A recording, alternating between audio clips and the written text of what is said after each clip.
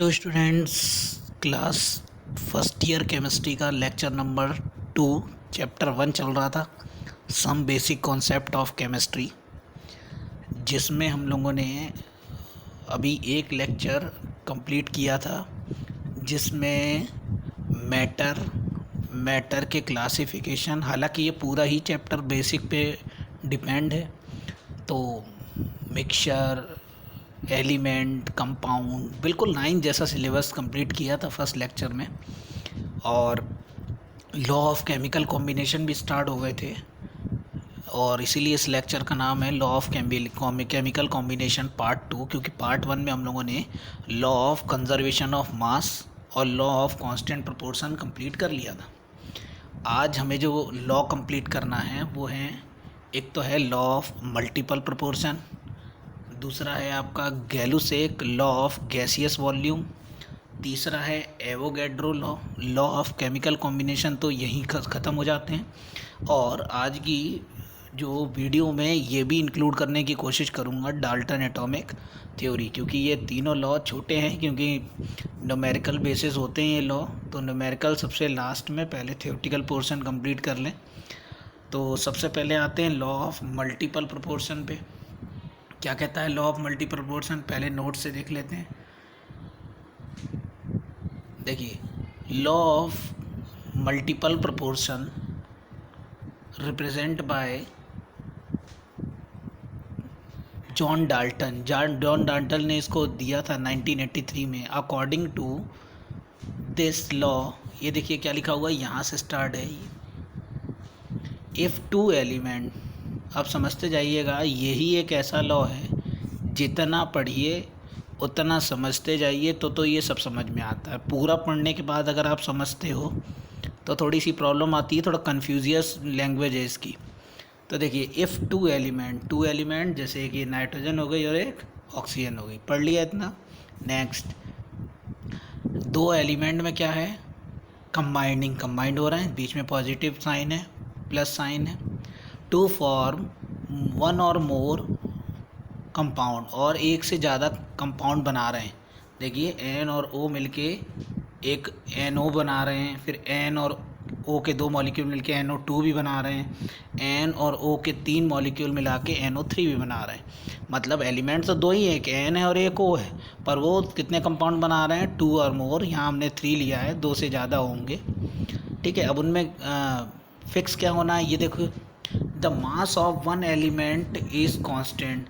एक जो पहला वाला एलिमेंट लिया है उसका मास फिक्स है, मतलब वो नहीं बढ़ेगा। ये दिख ही रहा है आपको, पहले वाले में भी नाइट्रोजन कितनी है, 1, दूसरे वाले में भी 1, तीसरे वाले में भी 1। ठीक है, डिफरेंट, और वो किसके साथ कंबाइंड होगा, डिफरेंट क्वांटिटी ऑफ अनदर। पर हाँ, दूसरे वाले की फिक्स नहीं होगी। दूसरे वाला जो एलिमेंट है उसकी जो क्वांटिटी होगी वो कैसी होगी, डिफरेंट। देखो, यहाँ ऑक्सीजन 1 है, यहाँ ऑक्सीजन 2 है, यहाँ ऑक्सीजन 3 है। इतनी सब बात तो लॉ में कही गई, ठीक है ना। तो इनका जो रेशियो आएगा वो हमेशा एक स्मॉल और होल नंबर होगा। समझ में आ रहा है, लॉ के साथ पढ़ा एग्जाम्पल क्लियर हो रहा होगा। देखते हैं कैसे। ये देखिए, क्या कह रहा था कि जब दो एलिमेंट नाइट्रोजन ऑक्सीजन कंबाइंड कर लिया एक से ज़्यादा बार, ये देखिए एक से ज़्यादा बार कंबाइंड, उसमें क्या जो शर्त रखी थी हमें कि पहले वाले एलिमेंट की जो क्वांटिटी है वो फिक्स होनी चाहिए, फिक्स है। देखो, नाइट्रोजन बिल्कुल नहीं बढ़ाई। सेकंड वाले की डिफरेंट होनी चाहिए, पहले वाले में 1 रखी ऑक्सीजन की, सेकंड वाले में 2 रखी, तीसरे वाले में 2, और भी आगे ले लेते तो फिर और बढ़ता चला जाता। तो जब इन दोनों को कंबाइंड होने के बाद जो रेशियो आएगा वो कैसा आएगा, एक स्मॉल और एक होल नंबर आएगा। देखते हैं कैसे। ये देखिए, ये नाइट्रोजन, ये नाइट्रोजन, ये नाइट्रोजन, तीनों का एटॉमिक मास 14। ऑक्सीजन का एटॉमिक मास कितना होता है, 16। ये हो गया, 2 ऑक्सीजन है, 16 2 जा 32, 3 ऑक्सीजन है, 16 3 जा 48। कंबाइंड करोगे आप क्या होगा, 16 1 जा 16, 16 2 जा 32, 16 3 जा क्या हो जाएगा आपका 48। ये एक होल नंबर, स्मॉल नंबर आए, 1:2:3, यही कहना चाहता है लॉ ऑफ मल्टीपल प्रोपोर्शन। अब वैसे तो एनसीईआरटी की ज़रूरत नहीं, पढ़ लीजिए, एनसीईआरटी में भी यही होगा। ये देखिए, सेम लैंग्वेज, हाइड्रोजन ऑक्सीजन का एग्जांपल दिया, हाइड्रोजन ऑक्सीजन, यहाँ हाइड्रोजन और ऑक्सीजन के दो कर दिए, तो 18 और 16 और 32 के बीच 1:2 आया, मतलब बात वही है, एग्जांपल बदल गया तो क्या हुआ। ठीक है, अब हम लोग नेक्स्ट पढ़ते हैं एवोगैड्रो लॉ। एवोगैड्रो लॉ सबसे इजी लॉ है, और इतना इजी है इसलिए पेपरों में भी नहीं आता। तो एवोगैड्रो लॉ जो होता है वो होता है एन प्रपोर्शनल वी, बस ख़त्म। तो अब ना पढ़ें, पढ़ना तो है, दिखने में छोटा दिख रहा है पर पढ़ना पूरा है। मैं क्या पढ़ना है देखो, अकॉर्डिंग टू दिस लॉ, इस लॉ के अकॉर्डिंग क्या है, यहाँ से पढ़िए, under same temperature, temperature same रहे, बदलना नहीं है, प्रेशर भी नहीं बदलना है, इक्वल वॉल्यूम, अभी बताया था, equal volume is proportional to या equal to number of molecule. इसको भी समझा दूँ, एनसीईआरटी में भी केवल इतना ही सा है पर समझा दूँ मैं आपको। देखिए, ये एक कंटेनर ले लिया हमने, प्रेशर फिक्स है, नहीं बढ़ा रहे हैं, टेम्परेचर फिक्स है, नहीं बढ़ा रहे हैं, क्योंकि टेम्परेचर बढ़ाने पे मॉलिक्यूल बढ़ते हैं और घटते हैं, प्रेशर बढ़ाने पे भी घटते हैं और बढ़ते हैं, तो ये दोनों तो फिक्स कर दिया। तो ये जो वॉल्यूम है, वॉल्यूम इस कंटेनर का, वो किसके प्रोपोर्शनल है, किसके इक्वल है, नंबर ऑफ़ मॉलिक्यूल के, मतलब नंबर ऑफ़ मॉलिक्यूल जितने ज़्यादा वॉल्यूम उतना ज़्यादा, या ऐसे कह लो वॉल्यूम जितना ज़्यादा उतने नंबर ऑफ़ मॉलिक्यूल ज़्यादा। पर कब, ये बात तभी तक फिक्स है जब तक टेम्परेचर और प्रेशर फिक्स रखा जाए, ठीक है ना, वो बदला ना जाए। और ये 9th में भी था, और इसके बारे में जब इसकी काउंटिंग बताई गई थी तो उसको बताया था 6.02, याद होगा अगर आपको, इंटू 10⁻23, यानी एवोगैड्रो नंबर, ठीक है ना। अब आते हैं गैलुसैक, देख लीजिए अगर इसमें एवोगैड्रो कुछ ज़्यादा हो, कुछ नहीं, वही सब सारी चीज़ें हैं, कोई भी ज़्यादा नहीं मिलेगा नोट से ऊपर, ठीक है। Next, Gay Lussac law of gaseous volume, ये क्या है, according to this law when gas combined produce in chemical reaction they do so a simple ratio under same condition and temperature.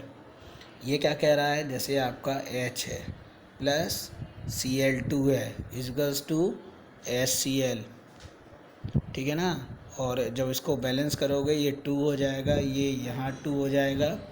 क्या देख रहे हो आप, इसके 1 मॉलिक्यूल या इसके 10, अगर ये तीनों गैस है, ये शर्त है इसमें, अगर ये तीनों गैस हैं तो क्या होगा, तो होगा ये, तो अगर इसके 10 और इसके 10, तो 100% इसके होंगे कितने, 20 ग्राम। ये कहना चाहता है कि आपका Gay Lussac law of gaseous volume. ये देखिए एक एग्जांपल भी दिया हुआ है, when hydrogen and oxygen combined to form water vapour, शायद पीछे दिया हो, नहीं है, ठीक है ना, volume hydrogen and oxygen water vapour under same condition, मतलब सेम कंडीशन रहेगी, वो कभी बदलेगा नहीं। इसमें भी यही एग्जांपल है आपका एनसीईआरटी में, 2:1 है, ठीक है। तो लॉ ऑफ केमिकल कॉम्बिनेशन आपका फिनिश होता है ये। अब रह गई इसमें Dalton atomic theory. Dalton atomic theory क्या है, डाल्टन एटॉमिक थ्योरी 9 से ही आप पढ़ते चले आ रहे हो, वही डाल्टन एटॉमिक थ्योरी है, सबसे पुरानी थ्योरी, और तब से आज बहुत सारी ऐसी चीज़ें डिस्कवर्ड हो गई है जो डाल्टन एटॉमिक जो थ्योरी है आपकी उसको गलत बताती है। और वो तो 9th में ही हो गया था जब न्यू चैप्टर आया था इलेक्ट्रॉन प्रोटॉन न्यूट्रॉन वाला, क्योंकि डाल्टन मानते थे atom is a very smallest particle which are undivided, यही तो कहना था ना डाल्टन का। और जबकि आगे जाके एटम भी सब 3 सब पार्टिकल में डिवाइड हो गया था, इलेक्ट्रॉन प्रोटॉन न्यूट्रॉन में, तो वो बात गलत हो गई थी। और बहुत सारी बातें हैं डाल्टन की, हालांकि हम अभी ड्रॉबैक नहीं पढ़ेंगे, ड्रॉबैक अगर पहले ही पढ़ लेंगे तो फिर एटॉमिक थ्योरी पढ़ने में मन नहीं लगता, तो इससे भी पढ़ लेते हैं, फिर नोट से पढ़ लेंगे। और देखिए, every matter made up of small particles, सारे मैटर स्मॉल पार्टिकल से मिलके बने होते हैं, बिल्कुल सही है। एटम आर अनडिवाइडेबल, अभी जिसकी मैं डिस्कस कर रहा था, एटम इतने छोटे हैं कि उनसे छोटा कोई है ही नहीं, अनडिवाइडेबल है, जबकि आगे जाके ये गलत हो गया। Atom neither created nor destroy, atom ना तो क्रिएट किए जा सकते हैं ना destroy. Atom of different element, जो डिफरेंट एलिमेंट के जो एटम होते हैं उनकी प्रॉपर्टी डिफरेंट होती है और सेम एटम की सेम होती है। इसमें क्या है देखिए, सेम वही सारी चीज़ें हैं, पढ़ लीजिए चारों, कोई भी अलग नहीं मिलेगी। तो जितने टॉपिक इंक्लूड किए थे वो कर दिए, और नेक्स्ट वीडियो में फर्स्ट ईयर जैसा कुछ लगेगा जब नेक्स्ट वीडियो आएगी, क्योंकि उसमें ये नाइन्थ के टॉपिक जो सब बेसिक कॉन्सेप्ट बोल रहे थे ना जो हम लोग, वो अब लगभग लगभग यहाँ से ख़त्म है। अब नई चीज़ें मिलेंगी आपको इस चैप्टर में, ठीक है ना। हालांकि इस चैप्टर का एम आपको इंट्रोड्यूस ही कराना है, पुरानी चीज़ों को देना, इंट्रोड्यूस कराना है, क्योंकि ये सब सारी चीज़ें लगभग लगभग आप नाइन्थ या टेंथ में पढ़ चुके हो, ज़्यादातर 70-80% नाइन्थ में। तो मिलेगी। अब जो नए टॉपिक आएंगे, जो वीडियो आएगी वो आएगी साइंटिफिक नोटेशन पे, सिग्निफिकेंट फिगर पे, इन पे आनी है अगली वीडियो। तो यहाँ तक कंप्लीट करिए, नोट डाउन करते रहिए सारी चीज़, और इसी तरह से पढ़ते रहिए। और नेक्स्ट वीडियो सिग्निफिकेंट फिगर और साइंटिफिक नोटेशन पे लेके आते हैं।